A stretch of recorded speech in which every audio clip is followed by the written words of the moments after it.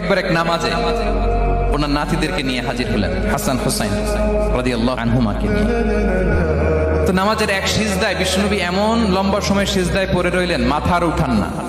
মুসল্লিরা তো অবাক, সাহাবারা ভাবলেন হায় রে, নবীজি অসুস্থ হয়ে গেলেন নাকি, অথবা ওহী নাজিল হলো নাকি।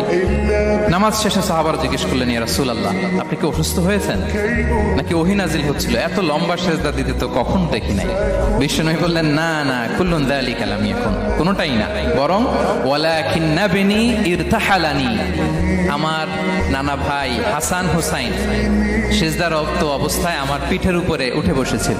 ফাকারিহতু আন উআজ্জিলাহু হাত্তা ইয়াকদিয়া হাজাতা, আমি উঠে গেলে তাদের ডিস্টার্ব হবে, এজন্য সিজদায় পড়েছিলাম। যতক্ষণ তাদের পিঠে উঠে খেলতে মনে চেয়েছে তারা খেলেছে, তারা নেমেছে, তারপরে সিজদা থেকে মাথা উঁচু করে দাঁড়িয়েছি। সুবহানাল্লাহ। তো আমরা কাঁধে নিয়ে খেলবো তো দূরের কথা, আমরা অনেকে বাচ্চাদেরকে মসজিদে দেখলেই রেগে যাই, না নাই? অনেক মুরব্বীরা আছে মসজিদে বাচ্চা দেখতে পারে না, দেখবেন হ্যাঁ, খিটখিটে মেজাজের হয়ে যায়, রিয়েক্ট করে। আলহামদুলিল্লাহ গত অনেক বছর ধরে বাংলাদেশে এটা নিয়ে আমরা কন্টিনিউয়াসলি বলেছি যে না, শিশুদেরকে আপনারা মসজিদে আসলে ধমক দিবেন না, ভুল করলে, আওয়াজ করলে, চিৎকার করলেও তাদেরকে বকা দেওয়া যাবে? বলেন। আজকে যদিও বকা খেয়ে মসজিদ থেকে ফিরে যায়, আর কোনোদিন মসজিদের দিকে পা বাড়াবে?